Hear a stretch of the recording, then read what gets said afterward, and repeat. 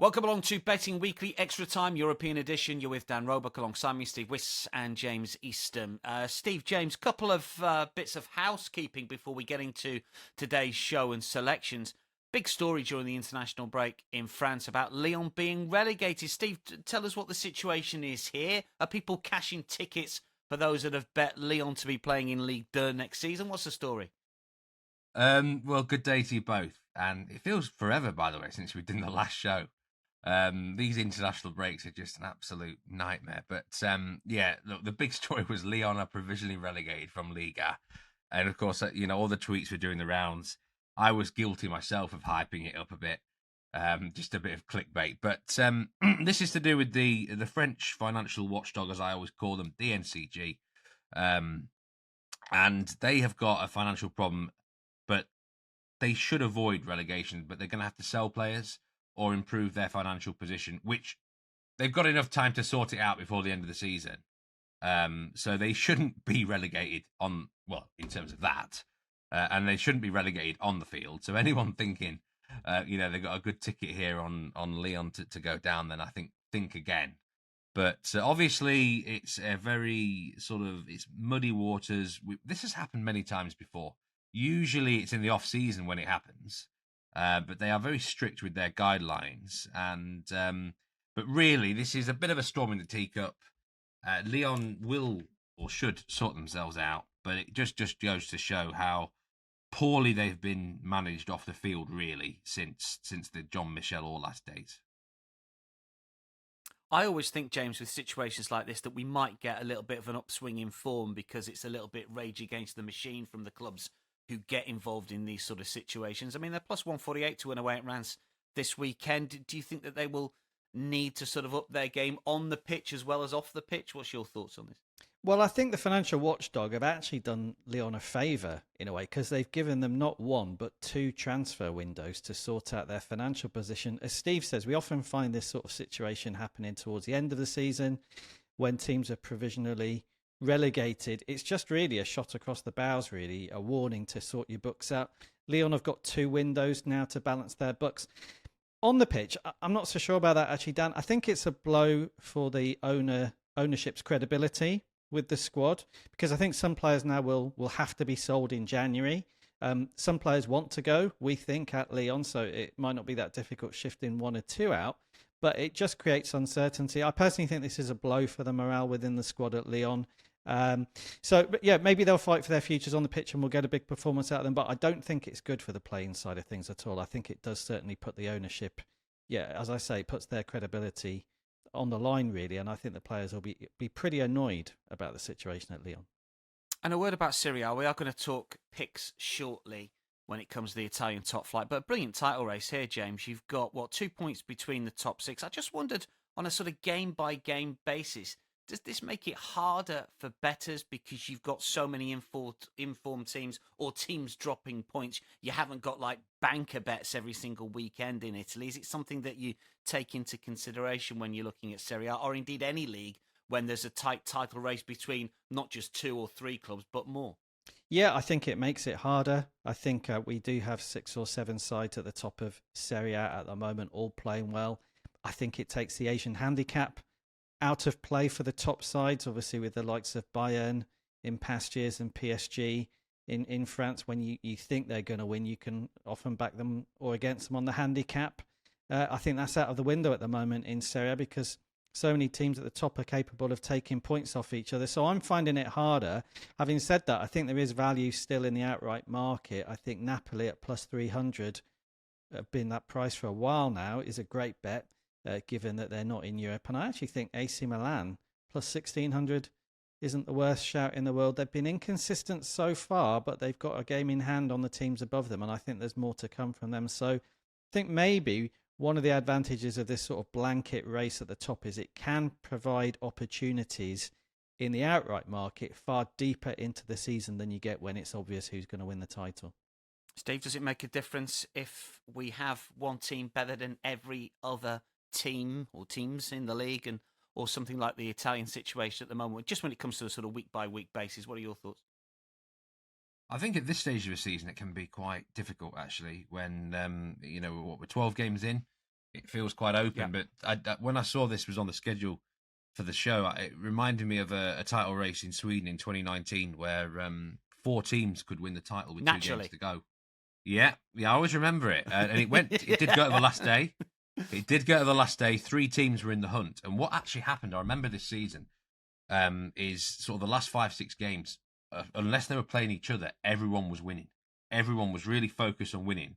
And you ended up with quite a lot of mismatches of motivation towards the end of the season. So that's something to watch out for. If it does stay close, say for the last, 6 to 8 games, we might get quite a few sort of what we call silly odds where handicaps are big, but they probably might get covered because there's a real mismatch in terms of who really wants it. Let's get some picks, shall we? We're going to start in Germany. Just the one play in Germany this week. It comes from Steve, and it's also a 2-unit play. It's Eintracht Frankfurt versus Werder Bremen, the game that we're focusing on. It's 12:30 on Saturday.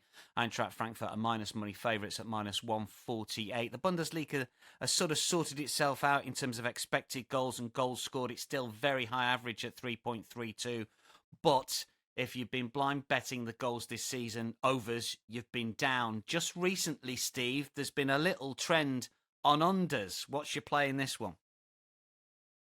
Well, yes, and this happened last season as well. It was around the same time of year where the goals started to go down. Remember the goals go down in November, and I think weather has been a factor. I think also we're at a stage of the season where teams have kind of cottoned on to other ones. So I think we just got to pick our spots with the overs in Germany. There's still going to be some games that go crazy over, but there will be a few more unders. And I'm going over here. Eintracht Frankfurt against Werder Bremen. Eintracht Frankfurt were a team very much on my no-bet list at all. Probably for the last 2 years in general. I don't get involved with them very often, but they've come off that list because there's some clear trends now with them. They might be perhaps the most exciting team in Germany right now. There's some really good young talent in this squad. Well, not young, but younger, And I mean, the player that everyone is talking about is the Egyptian, Omar Marmoush. 14 goals and 10 assists in all competitions already this season. I mean, that's outrageous, isn't it? This guy seems unplayable on the day. And he's in such great form that he's carrying this attack. But they've also got Hugo Ekitike firing. And they've got a really good Swedish youngster, Hugo Larsson, as well. Now, both of those two actually were slightly doubtful for the weekend, but have been seen in training this week. So I think they'll all play. And this team, 26 goals scored. Only Bayern have scored more than that. Only one other team has scored more than 20 in the league. So they've got goals in them. Just one clean sheet, though. And then I just looked at their squad and reminded myself that Robin Kopp plays in central defence, former Leeds player. He was terrible when he was over here. He always got a mistake in him, so I know why they're conceding goals. But yeah, I mean, fair play to this manager, Dino Topmoller, who I think he's an assistant at some big clubs, Bayern. It's more like Dino Top Dollar, isn't it, at the minute, the way that they're playing. This is some really good football. So over 3 Asian goals here, minus 129, against the Werder Bremen side, who have done me well this season. James is enjoying that one. They've done me very well this season, Werder Bremen, especially away from home. I'm going to read out their away results. So, 2-2 draw, 2-1 win, 4-3, 4-2 win, and then a 4-1 defeat. So away from home, I've said this before, for whatever reason, they open up more. I don't know why, but they just seem to prefer it away from home. Their home matches are completely different with metrics. They themselves have got some decent players. And Marvin Duksch has been a reliable goal scorer for the last couple of seasons. So I think both teams can put on a good show here. I did check the weather. It's 5 degrees Celsius, which is a little bit on the cold side, but not too bad. And I think Eintracht Frankfurt, they're kind of going under the radar a little bit here.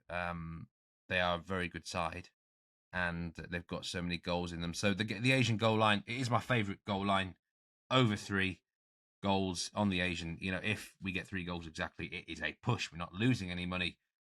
So very happy to be on the over in this spot. Tough week for the Bundesliga, Dan. As you said, I don't even have a lean in any other game because I think it's really hard. But this is a match I'm really strong on. So this is the 2-unit play. Yeah, good stuff. I think the market's caught up with the goals, definitely. I was looking at the Y-Scout data. I know we both use it.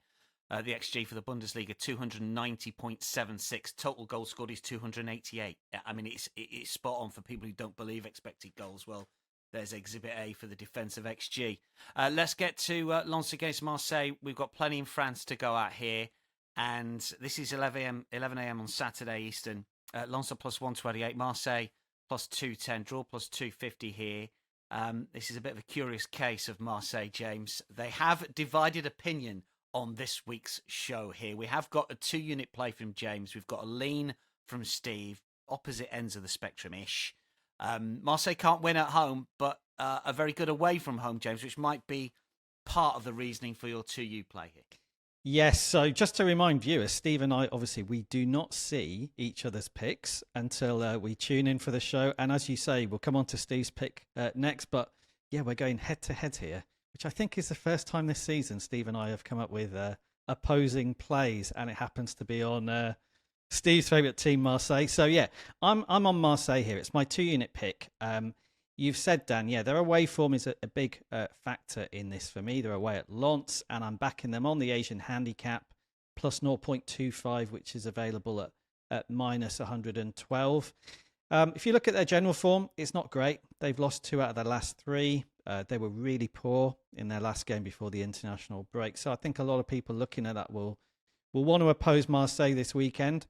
I really like getting on sides who are generally good, who are long-term a good side, and who've had a bad run of form. Because I do think the market sometimes overreacts to that, and I think Marseille are a case of that this weekend. I think their odds to win the game, plus 210, are too big. I wasn't prepared to back them to win it, but that's what's thrown up this chance to back them on the Asian handicap. And it's their away form, really, that is still very strong. I think they're top of the Ligue 1 table away from home.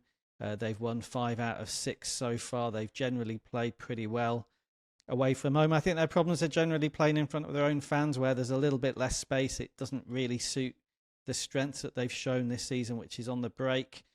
So yeah, listen, this will be a tough game. Lens are a good side. They've played pretty well. They probably played a bit better than their results, I think, this season. So it's going to be a tough game. But with this Asian handicap pick, you just need Marseille to avoid defeat. If they get a draw or they win, you're going to make a profit. And I think their away form is good enough to suggest that they should avoid defeat here. So for me, it was about that away form. Lens have got a couple of defenders missing. I think that might just swing it a little bit further in Marseille's favour. But it's also about the price. I think, as I say, they're too big. And if you don't fancy them to win the game, as I didn't, then the Asian handicap is a way to play. So Marseille plus 0.25 on the Asian handicap, minus 112, I think is a great price and a great chance to get on them away from home. That is James's 2U play. Steve, this is just a lean for you in the other corner. Well, if I knew James was going to be 2 units on this, I might have just kept my mouth shut because it's only a lean. But the thing is, like with Marseille, with me, it can get emotional at times. And I can't get out of my head how much of a disgrace they were in the last game against Auxerre. I mean, I had to check the date that it wasn't still Halloween because it was an absolute horror show. I mean, Jason and Freddy Krueger, I mean, they're not a patch on this lot. At the Velodrome, at least, anyway. I do get why James is looking at he's backing them here. Because away from home, the results have been a lot better. I think even the defeat wasn't a terrible performance. Marseille have played their best football away. But I think for me, I mentioned on the last show that Lens are a side that I'm looking to get with for the next few weeks. So I can't really sort of suddenly jump from that train and here. So I was actually looking at Lens minus 0.25 as a lean because I just think Marseille are a bit of a basket case at the minute and something could give either way. If they rocked up here and won well, it wouldn't be a shock. But if they put another stinker in, it wouldn't be a shock to me either. Underlying metrics for both teams are quite different. Lens are a big underachiever, and Marseille actually incredibly overachieving at both ends of the field. But I've always said this with teams that have got good individual players have a right to overachieve. Right, Mason Greenwood, for example, has he scores goals from low XG numbers. The goalkeeper has had a great season for Marseille, and you've got to factor in individual players sometimes. So I think we've got to let them off the hook there. But I think James is brave, but he's always been brave. and he's hoping that this away. I mean, I hope James's pick wins. I want Marseille to fire. This Marseille team really should be still good enough for second place, but I really don't like what I've seen recently. So I'm a little bit cautious, but hopefully James is on the right lines here, and I'm just thinking with my heart rather than my head. Have you lost a bit of faith in the betting without Steve Marseille? They're plus 400 at the minute. Yeah, I have. I really have lost a lot of faith. As you can tell, at the minute I want Igor Tudor back. I'd take Igor Tudor back in a heartbeat, but De Zerbi, I just don't know about him now. James, still a bit of value, plus 400 Marseille, best of the rest? Yeah, maybe. I think it's very hard to see one team at the moment as clearly the second best behind PSG. I think we could have another blanket finish. We've had a few of those in League One. I just feel that Marseille, like Napoli in Italy, they've got a massive advantage that they're not playing in Europe. And I think one or two of those sides who might be near the top in League One, Monaco, Lille, they could struggle long term because they've got the Champions League. So I'm still quite strong on Marseille, albeit they've played poorly recently. Let's get to Auxerre Angers, which is 11 a.m. on Sunday. We've got two hot dogs in the same game, which might be the first time ever on the European show. I'm sure you boys have heard of the Nathan's Hot Dog Eating Contest, which is the hot dog eating contest in America. Patrick Bertoletti is the 2024 champ. 58. Wow. He chomped through in 10 minutes. Joey Chestnut, though, is the world record holder. How many, Steve, is the world record? 10 minutes. It was only set a couple of months ago. 10 minutes. Oh, I don't know. So 58 was the guy who won it last year. Let's say 65. For this year's champ, but the let's world say record 65 is then. more. No, 65. James? 76. No. I've written it down somewhere now. I can't remember. I've written it down. 83. Wow. 83 How in 10 big are minutes, these hot Joey dogs? Chestnut. I don't know. How many do you reckon you could do? Minis or what? How many do you reckon you could do in 10 minutes? I just want to savour a hot dog in 10 minutes. If it's a good one. He broke the record in September. He beat Takehiro Kobayashi in a Netflix filmed event. Kobayashi, of course, as you well know, has been banned from the Nathans tournament since 2010 because he refused to sign up for the Major League Eating Association. I kid you not. And let's get to the hot dogs, shall we, Steve? You're going to go first here. This is why the running order was late today. I went down this rabbit hole of Nathan's hot dog eating contest. Steve, your hot dog, your big play of the weekend. Auxerre Angers, what is it? Well, yeah, the hot dogs were cooking recently on this show, weren't they? I am going with over 3.5 goals at plus 200. Now, I can legitimately confirm at the time of recording, these odds for over 3.5 goals is plus 200, which is just in the guidelines for a hot dog pick. Now, when this comes out live, that price might not be available. So, but I would still take it. I think anything plus 175 or more is well worth taking on this goal line because Auxerre have been a pleasant surprise. Let's be honest. They've been full of goals. 9 of their 10 fixtures have gone over 2.5. And in recent matches, 3-1 win at Marseille, 4-0 win against Rennes. I thought they played 2 brilliant tactical performances. They're really confident about themselves. Played well at Lyon as well. I think that surprised both of us.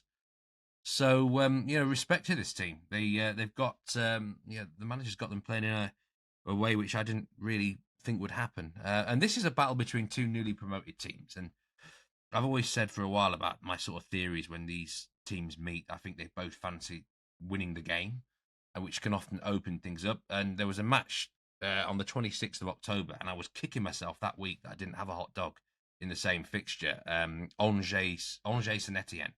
And Angers won that 4-2. And there wasn't many signs in the build-up that would be such a high-scoring game on the stats.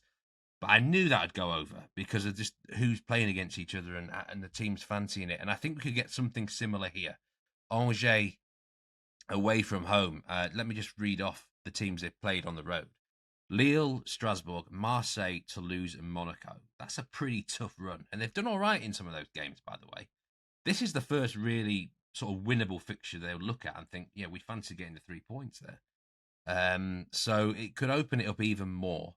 4 of the last 5 Auxerre games have gone over 3.5. Angers have been involved in a couple of high-scoring matches recently, and I think both teams are going to go for it. Hammer and tong, proper ding-dong here. And I think the reason that the goal line is so generous is because two teams are perceived as quite poor, newly promoted. But it doesn't mean we're not going to get goals in the game. Based on what we've seen, based on the situation, I think it's a match which could not just go over, but way over. And over 3.5 at plus 200 stood out to me in this game as clear hot dog territory. So that is the pick for the week. James, you had a lean when it comes to the goals market, didn't you, on this one? Yeah, my lean was along the same lines as Steve. It was over 2.75 goals at minus 104. I think it will be an open game. I think the manager, Auxerre, Christophe Pellissier, has been really brave actually to take a newly promoted side and play a pretty attacking style of football. I think what he's done is he's looked at his squad and he's thought there's more quality in our team in attack than there is in defence, and he's got a 3-man defence which he's kind of doing its best, but they're pretty open. But going forward, they're really good, and I think that should play out in the game this weekend. I think it will be open because Auxerre at home have been really positive, and I think Angers will get drawn into that because they're probably going to concede. So, yeah, I see it being an open game. That was also a factor in my hot dog pick. So, yeah, my hot dog pick on this game is in the shots on target market. And I think some of the prices in the shots on target market, when you have a game that you think is going to be really open, can be great because they may be too big for a game where there should be chances and there should be goals. So, yeah, my pick is on an Angers player. It's Jean-Eudes Ahoulou. That's his surname. It's Ahoulou. For those who are looking him up on the Bet Rivers website on the lists. Jean-Eudes Ahoulou to have over 0.5 shots on target is available at plus 300. Now, plus 300 I think is too big for this player who's going to start in midfield for Angers. And who isn't a prolific goal scorer by any means and has spent a lot of his career as either a defensive or a central midfielder. But if you've watched Angers recently, he has got forward really effectively. He's got a couple of goals in his last 3 starts. He's managed a shot on target in 2 of his last 3 games, in 3 of his last 5 games. If you go back through the season as a whole, he's managed a shot on goal, not necessarily on target, but on goal in pretty much all of his matches. So he's a player who's shown he can be effective moving forward. He's always actually been a better attacking player than I think he's been able to show in his career. He gets forward quite effectively, and I think his shooting, the stats would show as the season's gone on, have improved. And to go back to the point Steve and I made, I think this will be an open match. I cannot see Angers holding out and keeping Auxerre at bay. I think Auxerre will make it an open game. So Angers away from home will need the likes of Ahoulou to get forward and get into scoring positions. They don't always have a lot of goals from the guy that plays up front in the number 9 position. They need that support from players in midfield. And I think Ahoulou, he may not score, but I think he'll be looking to help out in that department. So, yeah, I went through all the odds on this game and all the games in Ligue 1 this week. I think Ahoulou at plus 300 for Angers to manage just 1 shot on target is the over 0.5 shots on target market in what should be an open game, I think is a great price. Just in case it gets smashed off the boards, what would you take? What's the lowest you'd take? With him, I'd go down to about 220, 230, something like that. And he may go down. We've had it early on in the season with players who've been 380, things like that. They've come into 330, so he may go down. But I think, as I said, I think he's way overpriced at the moment, so I'd go down some way on him. Let's get to Spain. We've got a 1U play from Steve first up. We've got a couple of leans from Steve as well. Real Madrid, who are away at Leganes, 12:30 Sunday. Leganes at plus 700. Real Madrid at minus 225. Leganes unbeaten in 3 at home. Steve, Real Madrid have been a little shaky, but they did come back before the international break with a good win, and you're expecting them to put on another performance here. Yeah, this is a really boring bet. Probably one of the squarest plays I've put up all season. Real Madrid on the -1 Asian handicap, which actually minus 136 at the time of recording now. Just looks like an obvious no-brainer bet to me. I wouldn't go beyond that handicap, and I would go down to, say, minus 160 on this -1 Asian line. As long as Real Madrid win the game, I'm not losing a penny, not losing a cent. So I think there's a big overreaction with team news here. You know, I've seen a few articles saying, "Oh, Real Madrid are going to be without 10 or more players for this game and against Liverpool as well."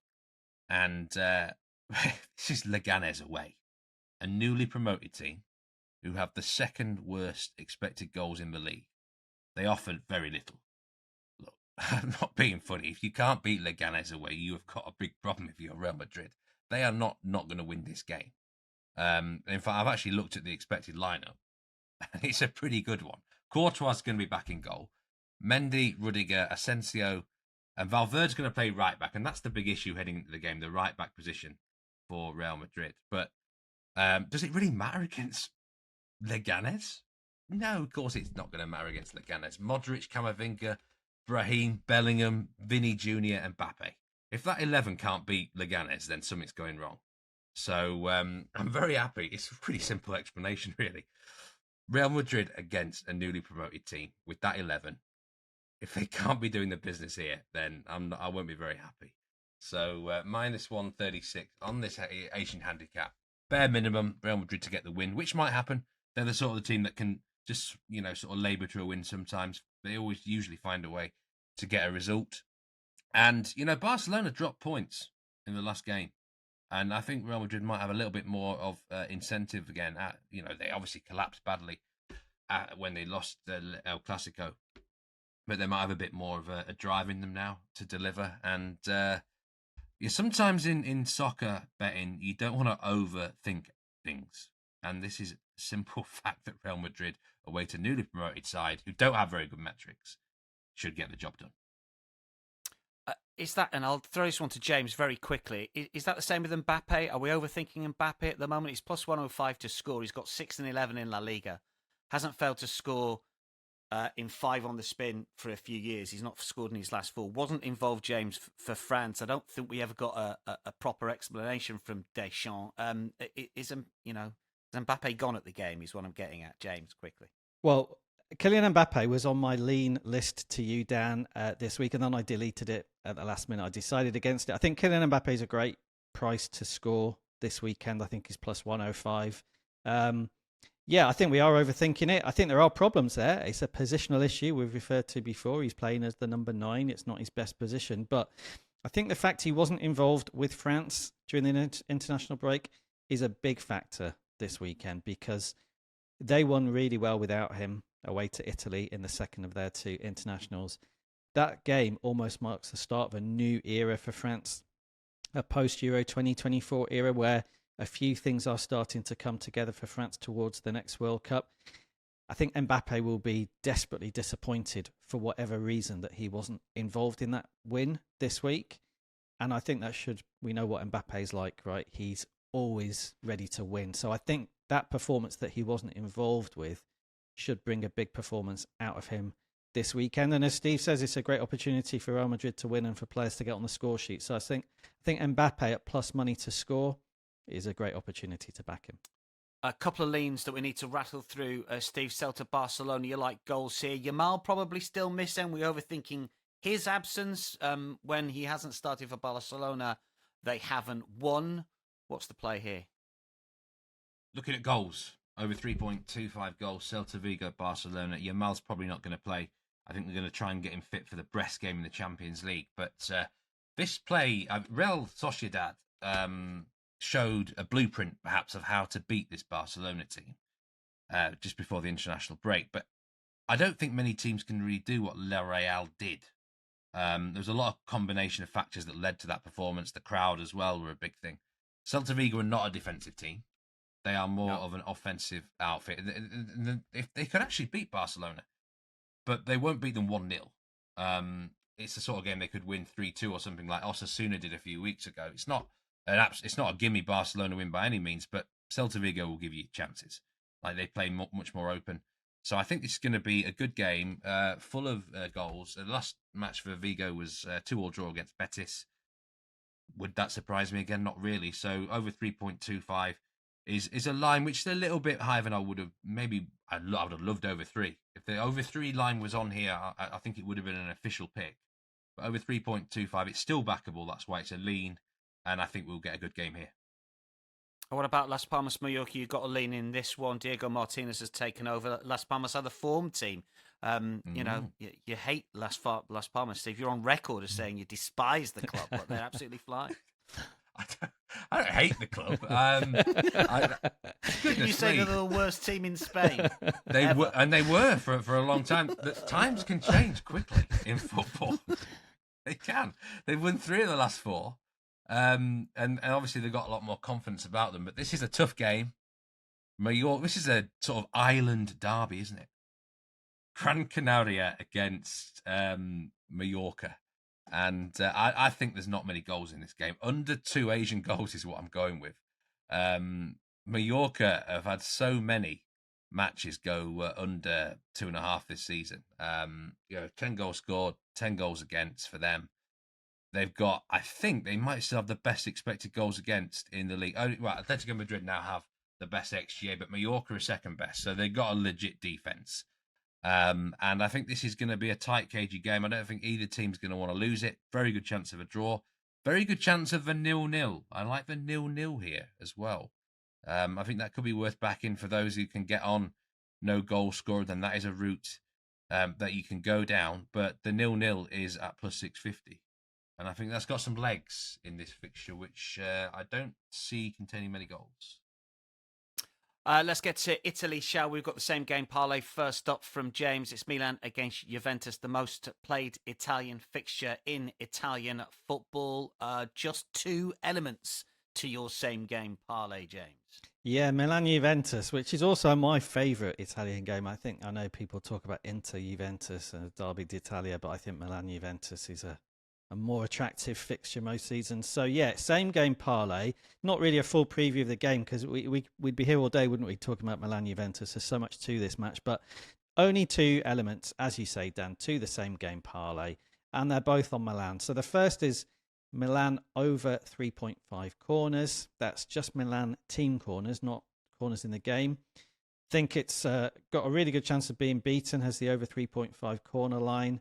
5 out of 5 home games for Milan. They've had 4 or more corners. They're averaging 6.4 corners at home. So very good chance, I think, you get over 3.5 Milan corners. And the second element is on Rafael Leao to manage just over 0.5 shots on target, something he's done in all the home games he's played for Milan this season, and he's in really good form at the moment. We've seen that for club and country. So I think he'll be a really big presence for them here. So that's the same game parlay. Put those together. Milan over 3.5 team corners. Rafael Leao over 0.5 shots on target. And that will pay out at minus 103. Just shy of even money for the same game parlay this week. Milan versus Juventus, midday Saturday. Midday Sunday, Napoli against Roma. Napoli minus 132. Roma are 4-1 shots here. Napoli are top, as we discussed earlier, but they've dropped points in their last 2. Roma now with Claudio Ranieri back in charge for a 3rd time, James, in his career. Those that believe in the new manager bounce will be hoping that Roma gets something from this, but it's not going to be easy. What's the play? Yeah, well, I mean, I've been stung on a new manager bounce in France this season. I backed Montpellier when they changed their manager, and they promptly produced their worst. I don't think it exists, for the record. I think yeah. It's rubbish. Well, yeah. I mean, I'm sure there's some comprehensive data out there these there days, is, isn't there? and he says it doesn't exist. Well, do you know what, Dan? I am absolutely with you this week. I don't think it exists this week because I don't think the appointment of Claudio Ranieri is going to make much difference to Roma. I've got to say they've been really poor under 2 previous managers this season. I think their problems run a lot deeper than the manager. And if you are going to appoint a new manager who's likely to invoke a long-term change, is it going to be one who's coming out of retirement to take the job? I'm not sure. The new manager bounce is probably even less likely with a guy who had already retired, right? So he's been a great manager, obviously, down the years for so many clubs in different countries. But I think Roma's problems are really deep-rooted, and I actually don't see why it would make any difference at all this weekend. So I'm back in Napoli here. It's my 1-unit pick. Yes, it's minus money on Napoli to win. It's minus 132, but I actually still think Napoli are a little bit underrated, both in terms of the outright title race and on a match-by-match basis. I was quite happy to back them last time when they were away to Inter to get something from that game, which they did. They drew 1-1 there, which was a much tougher game than this will be. Obviously, they've lost heavily at home recently. They were beaten 3-0 by Atalanta. I don't think that has a great deal of bearing on this game really. I think, yeah, they were a little bit unlucky, I felt, to lose that so heavily anyway. So I think this game is pretty much as you were as regards facing Roma. I think, yeah, there's a lot of focus on Ranieri, obviously, but I think Napoli are still a great shout here to get the win. So minus 132 might be a little bit short for some people, but I looked at the price after having looked at the game. I thought Napoli might be minus 160, minus 170, to be completely honest. I think it's a good chance to back them here. And obviously, if it is too short for you, maybe look at them on the Asian handicap or something like that with a minus 1 goal start. But I was quite happy to take them here, Dan, just on the money line. I think minus 132, as I say, it's a big price against a Roma team who are struggling. So that is my 1 unit play on the show this week. Now, while I've got no interest at all in new manager bounces and don't believe in it whatsoever, what I do believe in is that Cagliari have got a massive hoodoo on this show this season. I'm absolutely down with the fact that I'm steering clear of all Cagliari games for the remainder of the campaign. But Steve's got a lean in the game. Good luck with this, Steve. They played Genoa this weekend. Yeah, this is why it's a lean and not an official pick. But I tell you what, I'm going to be putting some money on this because there's no way I'm having Cagliari as nearly an away favourite in this game. They are currently plus 180 to beat Genoa away. Genoa plus 155 and the tie is plus 225. I like the Tino bet on Genoa here, minus 122, because I think they're the better team. I've actually watched a bit of them recently. Thought they played all right against Fiorentina. Only just lost that 1-0. Beat Parma away and then got rescued a draw against Como. So I think they're starting to rebound again. And this Cagliari team, for me, are still not very good. They cost a lot of battles in the last game, you know. They were 3-1 down against AC Milan and somehow came back. They are the sort of team that just find a way to curse battles. But ultimately, I don't think they're very good. Got the worst expected goals in the league against. This actually could be a random over game, by the way. Both defences are terrible with the metrics. And they're down there in the table, and this might end up quite a high-scoring game, randomly out of nowhere. The stats don't point towards it with Genoa, but it could go over. But I think it's almost a must-win game for Genoa. They've got to be beating teams like Cagliari at home. And minus 122 on the Tino bet looks a massive price to me. There's no way I'm having Cagliari as nearly an away favourite anywhere. It's absolutely ridiculous. Just to add a little bit of spice to this as well, it's Patrick Vieira's first game in charge, I think, isn't it, James, here? And he's got Mario Balotelli, of course, at Genoa. Didn't he fall out with him when he was at Nice? Yeah, they did. Yeah, they had a bit of a problem, I think, from memory. Yeah, I mean, it's an interesting appointment, that, isn't it? Obviously, he's got a great history in Serie A, but we obviously know him, Steve and I, more recently working in France. So, but on Cagliari, I agree. I mean, I thought Milan would beat them last time, and I think it was a lean from me, and then it tripped me up. So I'm with you, Dan. Well done to Steve. I am avoiding Cagliari for a long, long time, let me tell you. Monday Night Football in Italy. 2 games in Serie A for bettors to take a look at. We've got Empoli against Udinese and Venezia against Lecce. Just some thoughts from our European handicappers on these 2 games for you. Empoli against Udinese, first of all, 12:30 Eastern kickoff here. Empoli have only lost to Inter and Napoli at home. Makes me think, James, maybe a home win for this one. Empoli are plus 170 to get the 3 points. Any thoughts on this one first up from yourself? Yeah, well, it's a mid-table game, this, isn't it? Empoli, as we're recording, are 10th. Obviously, we'll have had weekend games, which might change the league table by the time this is played. Udinese 9th at the moment. So they're pretty well matched. The prices would show that. Empoli plus 170, Udinese plus 190. It's a game where there aren't actually that many trends which go across both sides. So if you look at the goals, there's a bit of a difference there in terms of how many goals per game we've seen in Empoli matches compared to Udinese matches. My lean on the game is actually towards overs here because the line on goals is set really low. I think over 2 goals is minus 104. Under 2 goals is minus 121. So the market is leaning towards unders there. That's more to do with Empoli's games and the way they've played out. There have been lots of unders in their matches. But actually, if you look at Udinese, it's a slightly different story. I think 4 of their 6 away games have been overs. And more recently, Udinese's games generally have had overs. I think the last 4 games have had at least 2 goals. So I think Udinese will be fairly open here. They've struggled, obviously, results-wise recently. They're not defending particularly well, but they've looked pretty good to me going forward. So, as I say, there's lots of contrasting data on the two teams in this game, but with the goal line set really low, I prefer the overs to the unders. Over 2 goals at minus 104 would be my lean on this match. Steve, any thoughts? This game, I think, is a tough one. James has said it's a real contrast of stats and form. You know, Empoli have only scored 1 goal at home, I think, all season, which is, the fixture list hasn't been kind to them, it must be said at times. So, I mean, if I had to have a play here, I probably would go the home team, draw no bet. But the other game interests me a lot more, Venezia, Lecce. This would be one of my, again, sort of theory games in any division worldwide. When 2 teams are down, they're struggling, feel like there's a good chance of a win, the match can open up. Both teams actually are big underachievers in front of goal with the metrics. And look, there's always reasons for that. Maybe they're just not finishing their chances. Teams just have a habit, don't they, of not converting sometimes. But maybe this is the sort of game when they're against each other that the goals can flow. So I'd look at over 2.5 goals on this game, just on that sort of theory and basis. I don't really rate either team, but because, again, it's just a desperation measure. It usually comes more into effect in the second half of the season, to be fair, when there's a dire need for points. It's still early in the year and it's still tight down there. But I do think both will look at this now. 12 games in, it's a good chance to get 3 points. And it wouldn't shock me if that game, along with the Genoa game, did end up being an over. Okay, so that's Monday night in Serie A. We're looking at overs, couple of leans for you in the Empoli, Udinese and Venezia Lecce game. Steve, James, thanks for your company. Good luck to one and all. We'll keep everybody updated via our X feeds. Just a reminder of the boys' P&L on screen for you so far this season.